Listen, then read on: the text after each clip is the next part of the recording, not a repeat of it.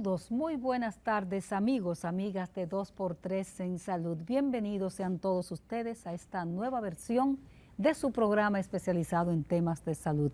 Muy buenas tardes, Doris. Buenas tardes, Tati, ¿cómo estás tú? Yo estoy bien, ¿y tú? Bueno, estamos bien y sobre todo viendo que estos momentos o las estadísticas están tranquilas o el país está muy tranquilo en materia de enfermedades de transmisión, vamos a decir así, de esas que se propagan y que siempre nos generan tanta preocupación porque según los datos que recibimos en los últimos boletines epidemiológicos, pues tanto el dengue, la malaria, bueno, la malaria ha subido un poco, sí, pero y la leptospirosis también. Y la leptospirosis, pero están menos, con menos incidencia de las que teníamos semanas atrás.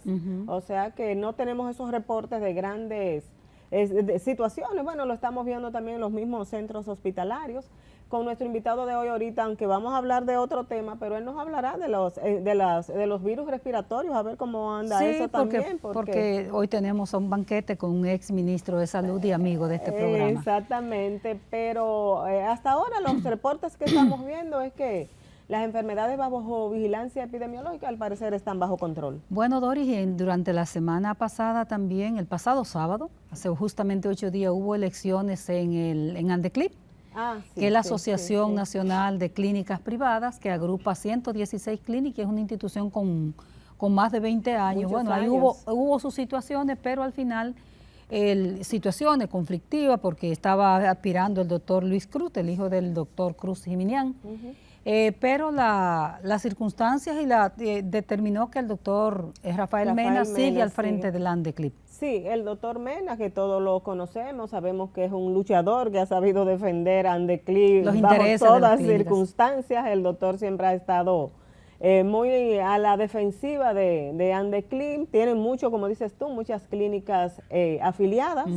Hay otras que no están, porque hay que saber también que hay otros centros que no pertenecen directamente a Andeclip, pero yo creo que ese grupo de médicos, dueños de clínicas de mucha tradición, han estado siempre apoyando al doctor Mena, y vemos el doctor Cruz, como dices tú, también aspirando.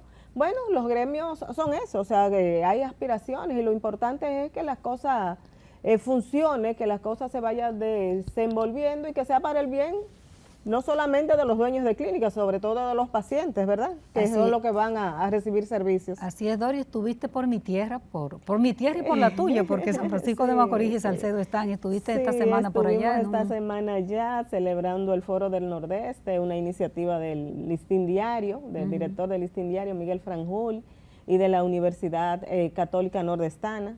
Una actividad muy masiva con la integración de todas las provincias que conforman la región nordeste del país, y vi mucho entusiasmo tanto de autoridades, de dirigentes comunitarios, de la comunidad académica y todos los sectores que integran en integrarse como región para exhibir, claro, sus debilidades, que son muchas porque la expusieron ahí, unir sus fortalezas y al final crearse como un observatorio, que fue una propuesta del director del periódico, del Listín Diario, Miguel Franjul, un observatorio para mantener vigencia o observando lo que pasa en la región y a integrarse, para que unirse y garantizar como un desarrollo ya como región, no como provincias individuales. Eso es muy interesante. Eso es muy interesante y creo, hoy tenemos a un santiaguero aquí con nosotros, creo que ya tú estás dando casi las pistas de quién es el invitado, ¿verdad? Sí, que la región Santiago más que la región, ha dado cantidad de ejemplos de lo que es cuando un área del país decide echar para adelante. Sí, desarrollarse. Fíjate que los santiagueros se creen que son los capitaleños, ¿verdad? Que siempre ha habido casi. Pero es porque es una región pujante. Muy pujante, muy mucho desarrollo.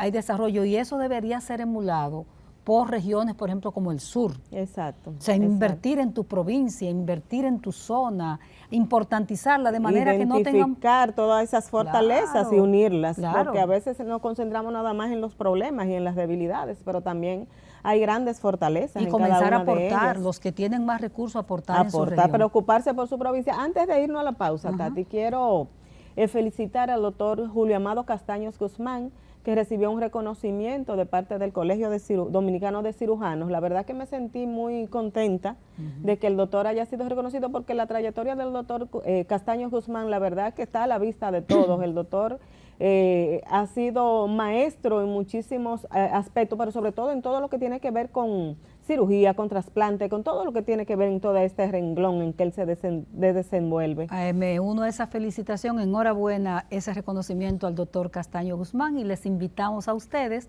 a quedarse con nosotros porque venimos con nuestra primera parte de la entrevista de la tarde. Volvemos ahora con nuestro primer invitado. 2x3 en salud. Muchas gracias por seguir aquí en 2x3 en salud. Bueno, Tati le dio 2 pistas antes de irnos a la pausa. Dijo que era un exministro y que venía de Santiago, así que no hay que pensarlo mucho. Tenemos con nosotros al doctor Plutarco Arias, exministro de Salud Pública, y con el doctor, bueno, yo le dije que íbamos a hablar, aparte de otro tema también de enfermedades respiratorias, que él es un experto en esta materia. Pero primero, doctor, queremos darle la bienvenida y... Bueno, habíamos propuesto varias veces porque usted puso a circular su libro, pero aquí estamos, en 2x3 en salud. Gracias por invitarme a su casa. Muchas gracias a las dos, que la quiero muchísimo ambas. Igual, doctor. No me siento como si estuviera en casa. Gracias de corazón. Así es. Y quiero reiterar una cosa importante antes de hablar del libro. En ese libro están ustedes en varias citas. Muy importante, me sirvió mucho el libro de Juntos Lloramos. Bastante. Muchas gracias, doctor. Aunque me iba al listín diario a buscar las fechas y las cosas, pero siempre la aparecía más fácil. La consultaba ahí. Pues ya estaban puestas ahí. Sí. Igualmente que el del doctor Daniel González, de los gobiernos de un partido, algo así que señala. Y entonces eso me sirvió para ver cómo andábamos en un momento, el 16 de agosto, en PCR hecha, en pueblos, en unidades, en enfermos, en camas, o sea, todo estaba dispuesto ahí. Y cómo daban los presupuestos de salud alrededor de cada provincia de esa, para ver si había posibilidad de ejecutar un buen presupuesto de salud, o había que reforzar en términos de lo que era el presupuesto extraordinario que en ese momento no iban a dar para que lo asimilaran en el Servicio Nacional de Salud y en el Ministerio de Salud Pública, en las emergencias. Pero gracias a Dios todo salió muy bien, todo. Qué bueno. Hay que decir que el doctor Plutarco Arias le correspondió una parte importante. Después del doctor... Tori, el ministro que llevó la pandemia, del doctor, doctor, usted me va a matar. Un saludo al doctor, que está medio perdido, ¿verdad? El doctor Sánchez Cárdenas. Está perdido, sí, yo tengo un libro de él. No lo ha podido localizar, ¿verdad? Sí. Se lo puede dejar con nosotros y lo llamamos, que está más cerca. Ahí se lo dejo a ustedes. Sí, el doctor Sánchez, después del doctor Sánchez Cárdenas, le correspondió esa pelota calentísima al doctor Plutarco Arias, que fue continuar con todo el control de esa enfermedad. De la pandemia del COVID-19. Usted me conoce muy bien a mí. Entonces, el doctor Sánchez Cárdenas, que tenía que salir a anunciar los positivos y los muertos. Exactamente. ¿Y qué vamos a hacer? Los médicos nuestros atreviéndose a hacer protocolos por su propia cuenta, que en realidad fueron muy atrevidos, pero nos dieron mucho la mano amigos y nos dieron resultados, independientemente de lo que se diga ahora. Es muy fácil verlo desde ahora que verlo cuando en el momento, que cuando no se sabía muchas cosas. Yo recuerdo cuando nosotros estábamos haciendo la transición en el hospital Nicolás de Obando, a mí me tocó, por eso se llama el libro Trillando Caminos, y yo aparezco así como Trillando Caminos también en el libro, así, porque yo digo, bueno, pero sí, hoy como caminando en el libro.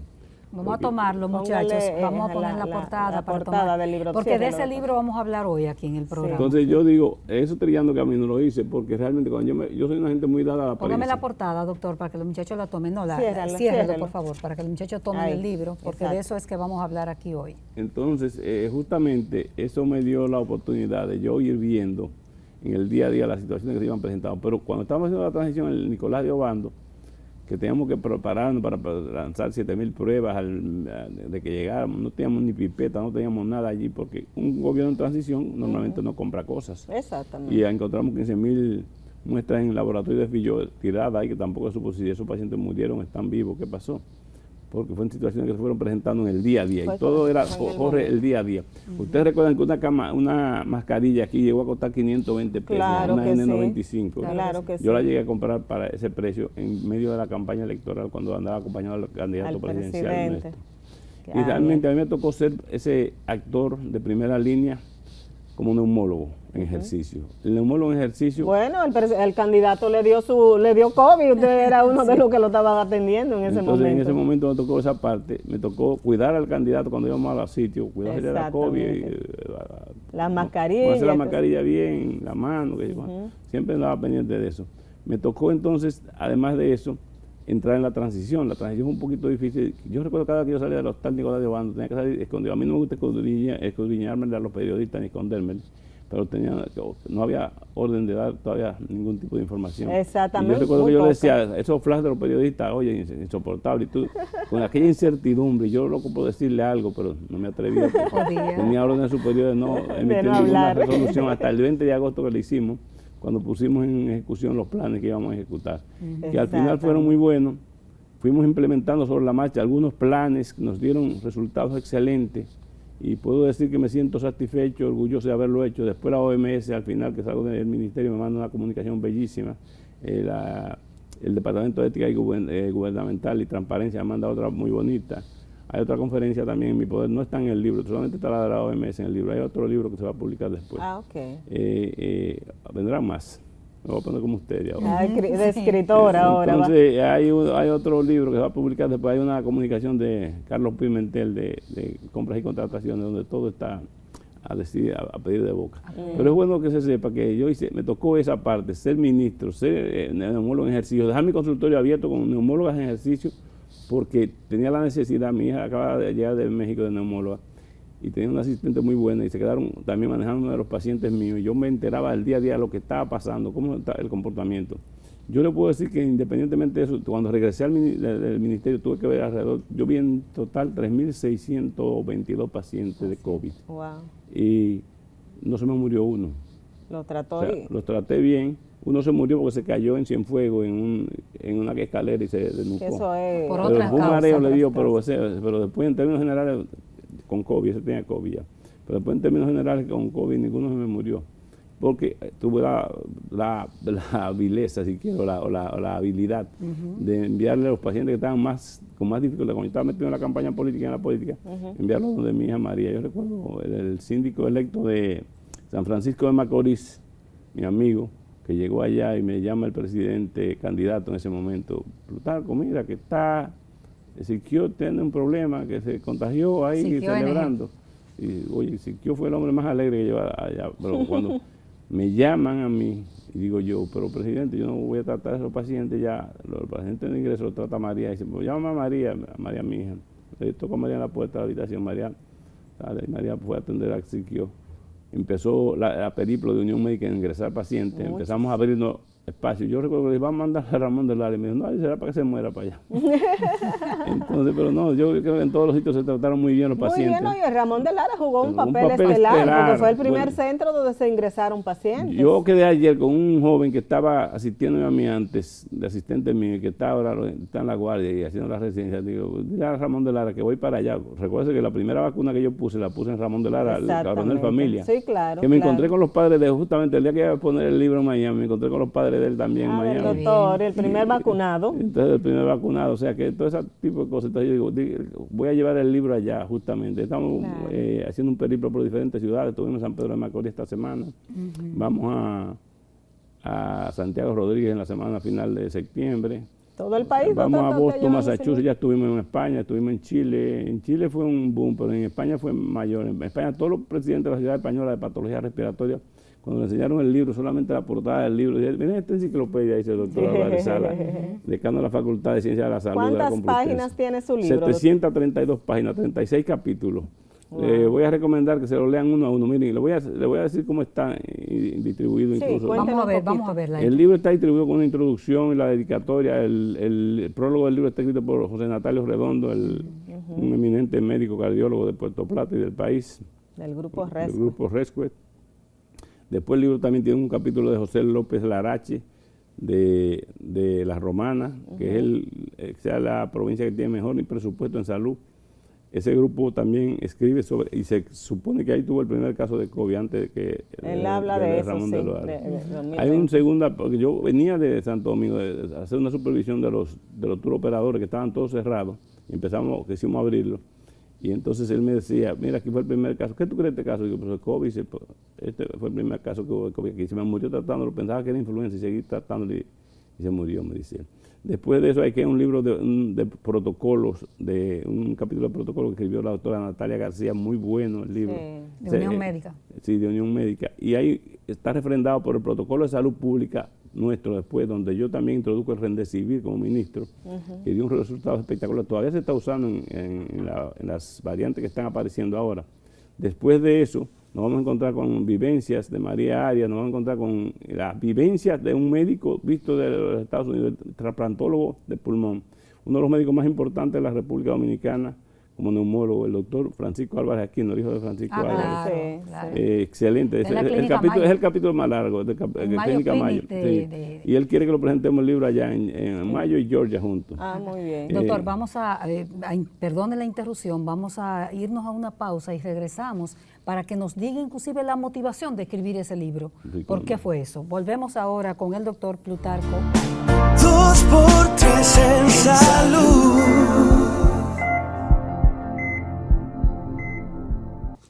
Seguimos conversando con el doctor Plutarco Arias, es ministro de Salud Pública, y estamos hablando de su libro, un libro que tiene 700 páginas y que recoge todas esas vivencias que tanto vivimos, valga la redundancia, cada uno de nosotros sobre la pandemia del COVID-19. El doctor era ministro de Salud, bueno, empezó como ministro luego de la transición del gobierno pasado, él fue que le tocó también ese privilegio de ser el que colocara la primera vacuna que se puso en el país contra el COVID-19. Fui el ministro COVID, a mí me gusta más. El ministro COVID, vamos a decirle ministro COVID. Me ha catapultado con 53 premios en este momento, reconocimientos nacionales e internacionales. O sea que yo creo que voy muy bien, no me caben. Abrí una oficina nueva en la casa. Nosotros debimos ponernos las periodistas COVID, entonces también, porque bastante. Yo la voy a llevar a casa para que ustedes almorcemos un día, vean todo lo que hay, y va a ser muy interesante. Hasta el Congreso de New Jersey y New York me han dado reconocimiento. Muy bien, excelente, doctor. Entonces, la Asociación Latinoamericana de toda esa gente. Las motivaciones. La motivación, le preguntaba, miren, ¿por qué llevar esto a esta historia, esta gran historia escrita y convertida en un libro? Yo creo que es lo mejor que se ha hecho. Dicen los mexicanos que es el primer libro que he escrito en Latinoamérica. Ellos quieren también que vaya a presentarlo a México a 2 congresos, al de ALAT y al mexicano. Tengo 2 invitaciones para eso. Entonces, este libro realmente, nosotros nos motivó, primero porque nosotros fuimos médico en ejercicio, así lo digo en principio. Después de neumólogo en ejercicio me convierto en el primer neumólogo que se convierte en ministro de Salud en esa pandemia. Y justo después que me convierto en ministro de Salud en esa pandemia, y en el país también, y en esa pandemia me convierto también en el medio de la transición. El primer gobierno que cambia de mando en medio de la pandemia somos nosotros. Entonces, para mí era un riesgo muy alto. Lo asumí con toda la responsabilidad, con toda la incertidumbre que teníamos, con toda la cobardía. Señores, cuando aquí se presentaron las primeras mascarillas que mandaron a buscar China, que eran de la coreana, recuerdo que costaban 500, 400, estaban valoradas en 408 pesos dominicanos. Y a mí me dijeron, pásale valor a esa mascarilla, evalúala tú, a ver cuál es el costo. Y ese era el costo real, o sea, no era que se estaba especulando. Esa mascarilla costan 20 pesos, 25. Pero con la prueba hubo especulación, doctor. Con la prueba también hubo mucha especulación. Yo pienso que los chinos se hicieron muy ricos tanto con la prueba como con la vacuna. Independientemente tengo la responsabilidad para decirlo. Eso es así. Cuando ustedes van al segundo capítulo de este libro, se van a dar un banquete con el doctor Salvador Martínez Selmo. Él se llama El umbral de la larga noche, dice Salvador Martínez Selmo. Pero léanse esas 40 páginas de capítulo. Ustedes van a saber por qué se produjo el COVID, dónde nació, hacia dónde se dirigió, cómo se permitió que se dirigiera y por qué murió el doctor Liang cuando lo asesinaron. Después desapareció el doctor Liang porque él dijo que iba a ser una pandemia, y que era un virus que se iba a convertir en pandemia, y eso se desapareció. Y ahí está Salvador Martínez hablando de eso, y el doctor Álvarez Aquino, después más adelante te habla del doctor Liang otra vez. Yo hablo de la médico que se suicidó en algún momento en Nueva York. Ustedes recuerdan que vio 3 muertos a su alrededor y se suicidó.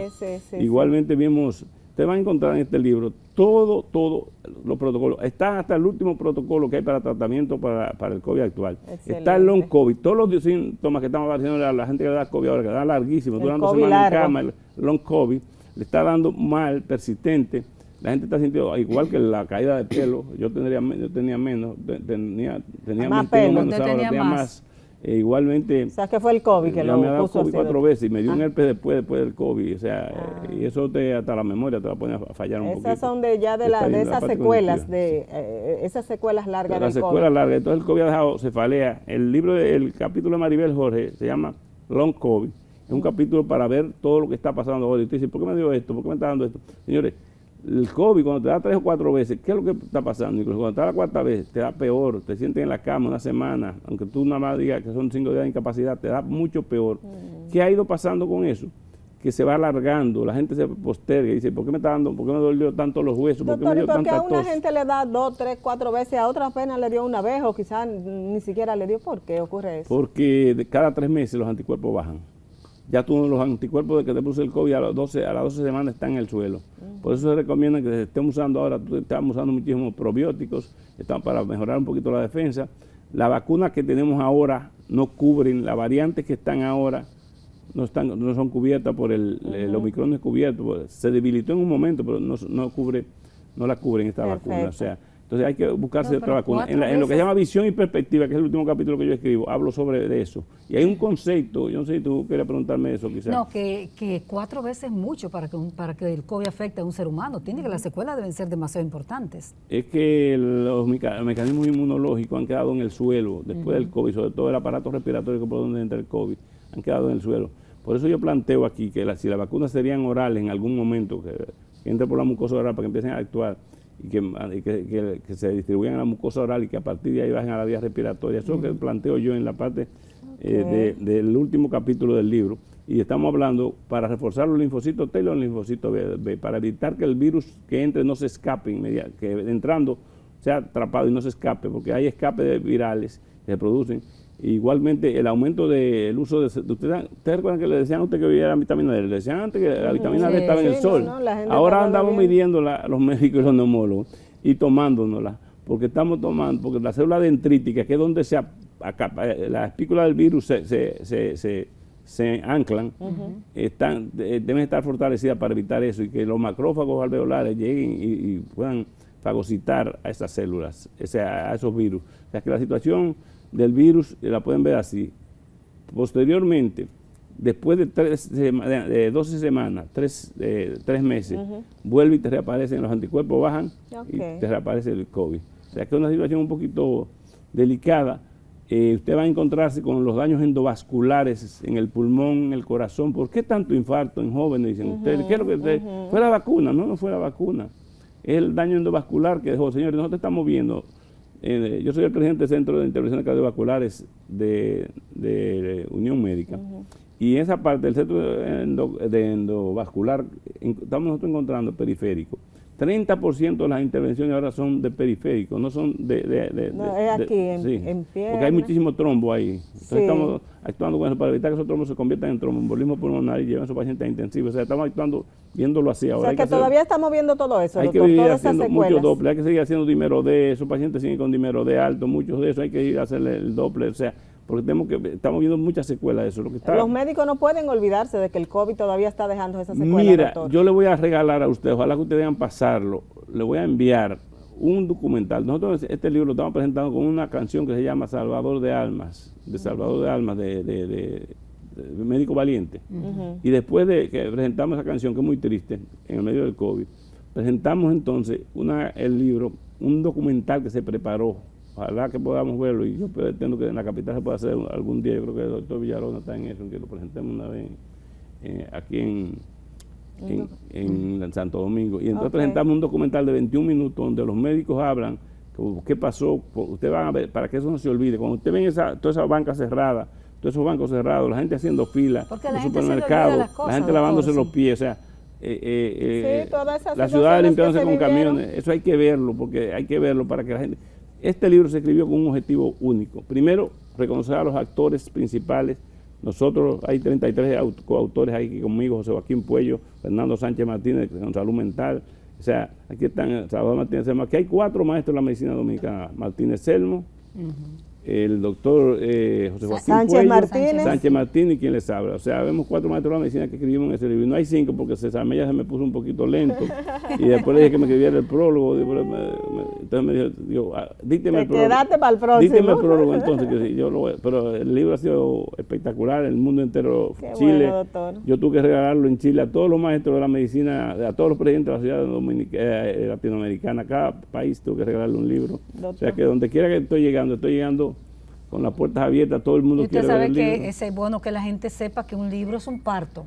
O sea, eso es un parto que uno dice tiene. Dice el doctor José Joaquín Puello y Sánchez Martínez, esos dos eminentes, dicen ellos, que eso no es un libro, eso es una enciclopedia, es un libro de consulta, es un libro de texto, es un libro de todo, porque ahí está todo. Y dicen los españoles que es el primer libro que es escrito en idioma hispano para el mundo, y que ellos no saben si en Europa están haciendo uno, si sale último que este.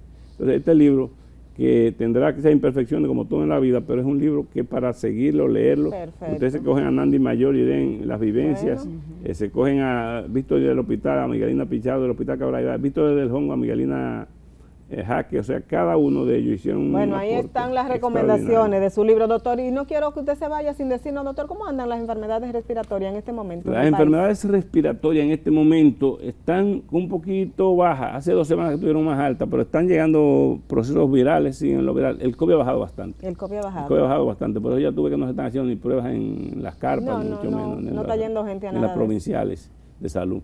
Pero el COVID ha bajado bastante. Se mantiene la influenza A y B. Lo que sí te puedo decir que las influencias A y B están dando mucho más consecuencias, han sido causas de neumonía, seguidas por neumonía y neumonías extensas, con conceptos incluso de glóbulos blancos normales. O sea, estamos viendo con mucha frecuencia en pacientes adultos, en adultos jóvenes. O sea, que lo que eran neumonías atípicas antes por micoplasma, también está apareciendo algunos micoplasmas, alguna clamidia. Lo que era micoplasma y clamidia, a mí le doy gracias a Dios que yo fui de los primeros que implementé en Santiago, en la Unión Médica, los paneles respiratorios, porque ahora tú tiras... No, ahora todo el mundo le hace su panel. El panel se lo hacen y ahí aparece todo. Cuando yo era coordinador del laboratorio, lo implementé en la Unión Médica. Nos da unos resultados excelentes. Ahí estamos buscando todo lo que va a aparecer. Igual que para los niños, los sensitivos respiratorios está muy de moda con los niños. Hay que cuidar a esos niños pequeños, señores, cuídenlos. No lo manden, no lo pongan en contacto con mucha gente adulta hasta que no tengan 3 meses y la vacunación. Hay vacunas para sincitial respiratoria. ¿Ya está en el país? Hay en el país, en Estados Unidos ya la están usando, o sea, hay para herpes también en el país, hay para bordetela, pertussis y para la toferina. Yo he visto gente con toferina, 2 o 3 también, o sea, últimamente. Y la de sincitial para niñitos, y la sincitial respiratoria sí ya está en el país. Por lo que me dijo la doctora Soraya Castro, que me consultó en vacuna, me dijo que ya estaba en el país. Perfecto. Y si no están, deben estar llegando, pero hay que ponerse ahora para el invierno. Bueno, doctor, pues nosotros le vamos a invitar a que vuelva de Santiago un día de esto para que seguimos hablando, porque hay muchos temas interesantes. Yo hablo muy rápido y aún me falta tiempo. Y me falta tiempo, pero el doctor tiene algunos compromisos más, de manera que nosotros vamos a aprovechar para despedirlo. ¿Dónde está el libro, doctor? El libro está en Cuesta, el libro está en Amazon, el libro está en Unión Médica, el libro está distribuyéndose en diferentes. Nosotros tenemos, algunas instituciones del Estado le han llegado libros de esto, lo tiene el Banco de Reserva, le llegamos 400 libros, la gente si alguien quiere que se lo donen, porque eso lo van a donar, igual que fue un acuerdo que hicimos con ellos. Yo lo presenté en todos los sitios donde había sucursales del Banco de Reserva, invité a sus ejecutivos para que vieran lo que se había hecho. El libro va a aparecer en muchísimos sitios más, aparece en algunas librerías de Santiago, en farmacias, etcétera. En la farmacia de Unión Médica en todo están. En Unión Médica aparece. Como dice una canción de los Pimpinela, ese fue el día en que se detuvo el tiempo. Parece que se detuvo el tiempo en la pandemia. Entonces, no se olvide de lo que fue, esto. Y si usted lo quiere recrear, entonces consulte ese libro del doctor Plutarco Arias, que no se va a arrepentir y va a recordar, porque leer es una actividad demasiado importante y recrea nuestra parte intelectual. Van a tener un bestseller porque ya van 5,000 en menos de 5 meses. Dios mío. Bueno, un placer, doctor, haberlo tenido aquí. Muchísimas gracias. Éxito y regrese bien a Santiago. Cuídese en esa carretera. Y a ustedes nos vemos entonces en la próxima entrevista. Regresamos ahora. 2x3 en salud.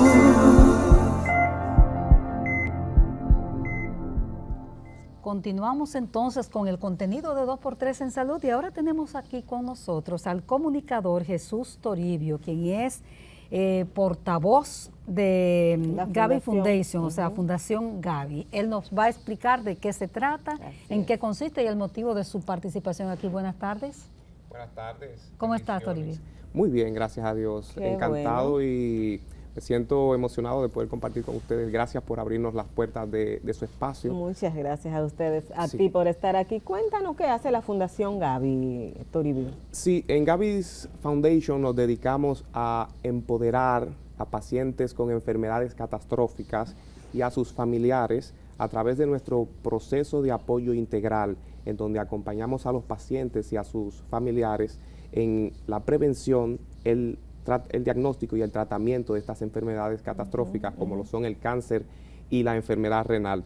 En palabras simples, nosotros nos dedicamos a acompañar a los pacientes y a sus familiares en cada paso de su proceso para que puedan vivirlo con dignidad y con esperanza. Ok, un paciente que se le diagnostica una enfermedad de alto costo, como se le llama este tipo de enfermedades, se contacta con ustedes y ustedes lo acompañan en todo ese proceso, incluso acompañamiento psicológico le dan a ese paciente. Sí, todas las ayudas que podamos canalizar para los pacientes lo hacemos. La búsqueda de los fondos, pero también organizamos constantemente charlas con asociaciones como la Asociación Sendero de Vida para pacientes renales, en donde concientizamos. Con nuestro amigo Eddie. Eddie, claro que sí, un increíble ser humano. Muy y ahí trabajador. entonces vamos educando a los pacientes, aparte de darle el acompañamiento con la búsqueda de los fondos. ¿Cuál es la motivación de la fundación? Y después nos dice cuál fue la realidad, qué es lo que prima en el sistema de salud con respecto a los pacientes con enfermedades de alto costo.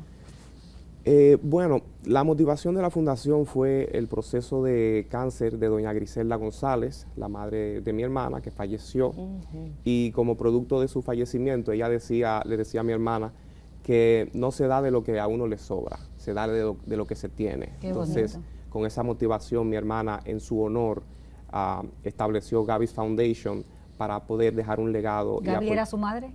Sí, somos hermanos de padre, entonces Griselda González era madre de Gaby. Sí, exacto. Exactamente, entonces ella quiso hacer eso para ayudar a otros pacientes que viven esa experiencia. Honrando ese pensamiento de su madre. ¿Qué tan difícil? No, que la otra parte de la pregunta, que cuál es la realidad de los pacientes. Nosotros conocemos situaciones, pero la realidad de los pacientes con una enfermedad puede ser terminal, de alto costo, como su nombre mismo lo dice. Sí, esa pregunta es un poco amplia. Lo que sucede en el panorama es que la realidad es que desde hace 20 años se han estado desarrollando investigaciones para el cáncer de mama y gracias a Dios estas investigaciones han permitido una mejora del proceso, tanto de la prevención como del diagnóstico y del tratamiento de los pacientes, permitiendo que mejore su calidad de vida por un lado y por otro lado que aumente la probabilidad de supervivencia. Exacto.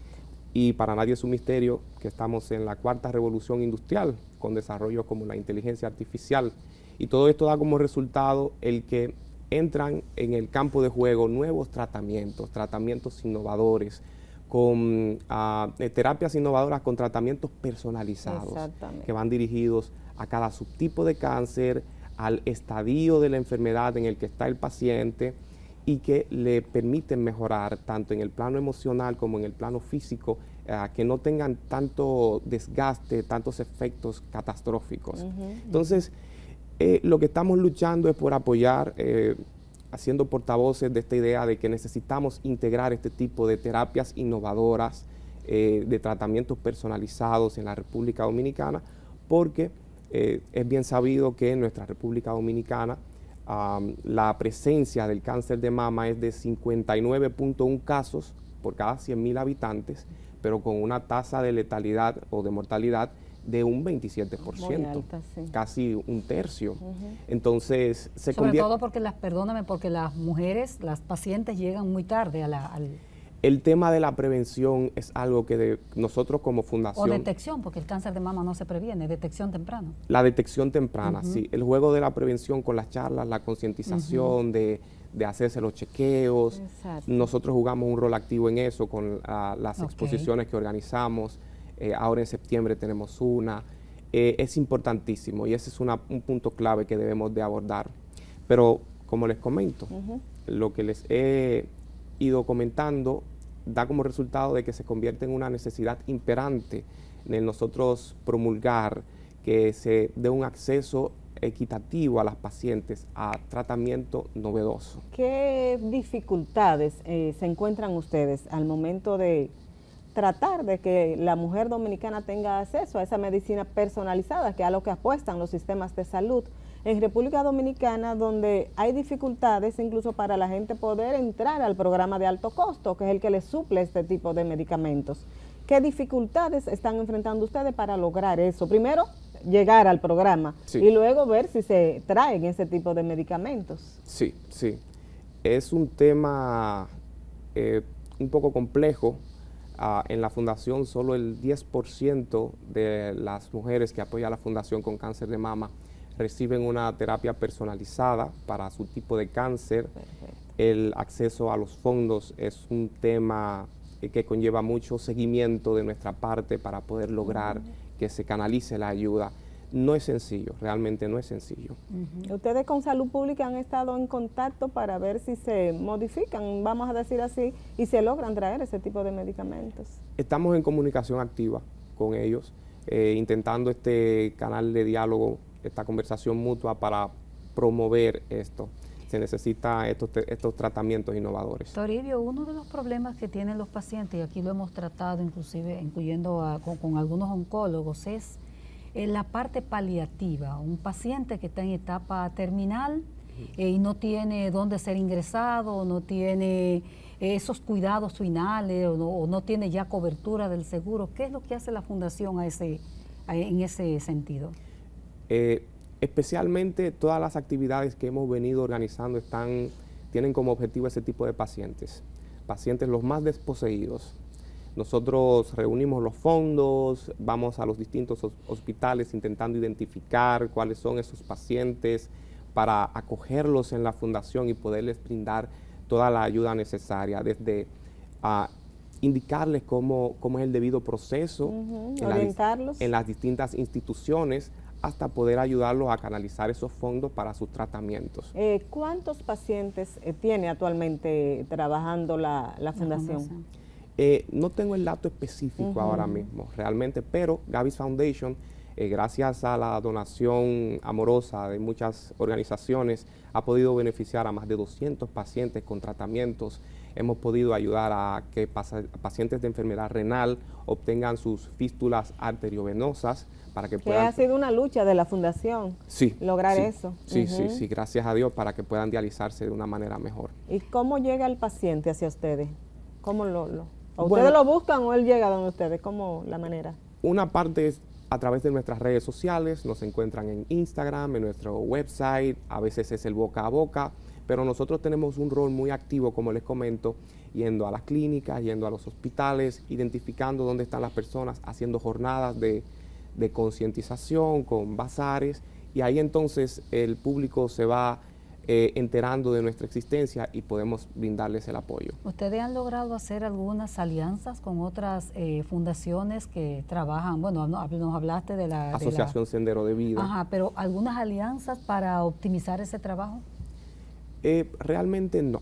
Nos basamos en un trabajo de voluntariados. Estamos en diálogo para fortalecer lazos con otras fundaciones, pero de momento eso está en desarrollo, porque la fundación tiene origen en el 2022, todavía estamos en pañales en realidad, y ha sido un milagro lo que Dios nos ha permitido lograr hasta ahora. ¿Y a cuáles, perdóname Doris, ¿y a cuáles hospitales y centros privados ustedes han estado asistiendo en esa identificación de personas vulnerables con enfermedades como el cáncer?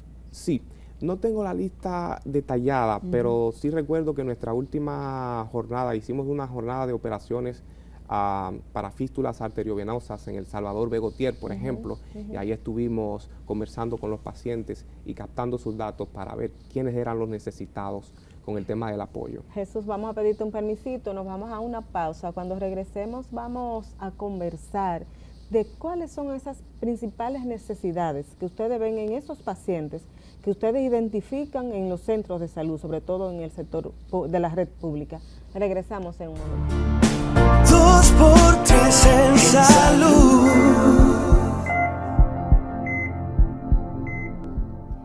Continuamos esta conversación con Jesús Toribio, vocero, tiene la vocería de la Fundación Gavi. Doris te preguntaba al final de su última pregunta, ¿cuáles son esas necesidades realmente que ustedes pueden identificar? O sea, si tuviéramos que hacer una lista de necesidades de pacientes con enfermedades de alto costo, como el cáncer, por ejemplo, ¿cuál encabeza? ¿Cuáles son las que encabezan? Para nosotros, la necesidad primordial en este momento es el acceso equitativo a tratamientos innovadores, que sean tratamientos como lo demandan los nuevos tiempos, específicos para el subtipo de cáncer de cada paciente, para el estadio de la enfermedad en el que está, porque las evidencias sustentan que esto mejora la calidad de vida de las pacientes, tiene menos impacto físico y emocional en su proceso y aumenta la probabilidad de supervivencia. Entonces todo esto es algo que necesitamos para mejorar la calidad de vida de nuestra población de pacientes con cáncer de mama y para disminuir esa recurrencia de estos casos de mortalidad con el cáncer de mama en la República Dominicana. Lo que ustedes más trabajan es cáncer de mama y renal. Y enfermedad renal. Y enfermedad renal. Sí. ¿De dónde le llegan esos tratamientos? O sea, ¿cómo ustedes saben? A esta paciente podemos tenerla con este tipo de tratamiento y lo vamos a pedir y lo vamos a subsidiar y la vamos a ayudar con este tratamiento. ¿Tienen ustedes médicos, personas que evalúan, que saben qué tipo de tratamiento va para cada paciente? No tenemos médicos involucrados en la fundación. Activamente tenemos manos amigas. Perfecto. Que de vez en cuando hacemos consultas y ellos de todo corazón pues nos comparten su conocimiento, pero realmente los pacientes llegan ya con su diagnóstico. Parte de su proceso ya ha hecho su diagnóstico y nosotros desde ahí entonces empezamos a hacer todo lo posible por contactar a todos los involucrados para brindarle la ayuda. La pregunta de Doris Jesús va porque justamente hoy día la industria habla mucho de eso, de tratamientos innovadores y todo eso, pero hay que tener una forma. Ustedes están capacitándose para saber cuáles son esos tratamientos innovadores, porque implica mucha capacitación también eso. Sí, por supuesto, por supuesto. Todas estas charlas que nosotros impartimos con profesionales, que lo canalizamos a través de asociaciones como Sendero de Vida o la Sociedad de Cirujanos, distintas sociedades de médicos. Nos apoyamos en los profesionales, organizamos estas charlas en donde no solo se nutren los pacientes y sus familiares, sino que también nosotros como voluntarios de la Fundación nos vamos empoderando de la información para poder brindarles un mejor apoyo. Te preguntaba ahorita, Jesús, de las necesidades que ustedes identifican en esos pacientes, porque bien sabido que el tratamiento de cáncer, por ejemplo, de cualquier enfermedad de esa naturaleza tiene que ser integral al paciente, a la persona, y que no es solamente el medicamento, o sea, la atención medicamentosa, sino que esto viene a alimentación, entorno donde vive ese paciente, porque si está viviendo en un hacinamiento, en una condición inadecuada, pues lamentablemente, por muy bueno que sea el tratamiento, pues no va a tener esos efectos. ¿Ustedes han identificado ese tipo de necesidades en esos pacientes que ustedes evalúan, visitan, le dan charlas, orientaciones? Por supuesto, por supuesto. Con el INCAR hemos organizado conversatorios oncológicos en donde se resalta la necesidad de una nutrición óptima para poder llevar un buen proceso. Exacto. Y todos los pacientes tienen esas necesidades, pacientes que vienen de pueblos, que a veces no tienen el pasaje para llegar a los sitios, a los centros médicos, que no tienen los recursos para tener una buena nutrición. Entonces, todo queda realzado en estos conversatorios con estos profesionales. Pero esa es digamos, lo que se sabe de todo eso, pero en la parte práctica, yo soy un paciente, tengo esta necesidad, no tengo con qué comprar las proteínas que necesito, no tengo con qué comprar carne, nutrición para... ¿Ustedes tienen una forma de ayudar a esos pacientes de manera económica o es solo orientación? Hay algunas organizaciones que apadrinan a algunos pacientes con algunos suplementos nutricionales que nos han ayudado en varias actividades.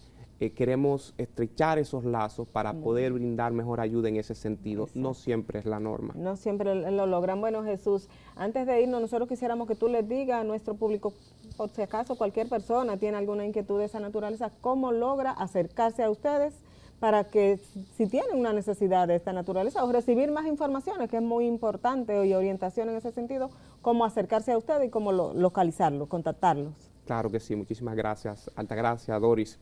Pueden contactarnos en nuestras redes sociales como Gavis Foundation, ahí van a ver toda la información, tienen nuestro teléfono en el Instagram y pueden acercarse a nosotros en cualquier momento, los recibimos con los brazos abiertos. Y en este minuto que nos queda, que todavía nos queda uno, preguntarle, ¿ustedes tienen contacto con la industria farmacéutica, de algunas industrias, algunos laboratorios? como forma de lograr ayudar al paciente con medicamentos. Sí, claro, hay algunas farmacéuticas que nos están dando su mano amiga para poder lograr los resultados, definitivamente. Perfecto. Bueno, pues nosotros quisiéramos, ¿verdad, Doris? Darle las gracias a Jesús por su participación, por venir a traerle esas orientaciones, que precisamente de eso se trata 2x3 en Salud, de llevarle a nuestros televidentes, a las personas que lo necesitan, orientaciones e información sobre los diferentes temas vinculados a la salud. Así que gracias, Jesús, éxito, que sigan adelante con su fundación, ayudando a pacientes, que es el motivo que tú nos contaste. A nuestros amigos televidentes, muchísimas gracias por estar aquí este sábado y esperamos que nos acompañen en los sábados siguientes. Así que será hasta la próxima semana. Si no pudo ver nuestro programa por aquí, por Teleradio América, pues síganos en nuestro canal de YouTube, asimismo 2x3 en Salud, y en nuestras redes sociales. Nos vemos la semana que viene.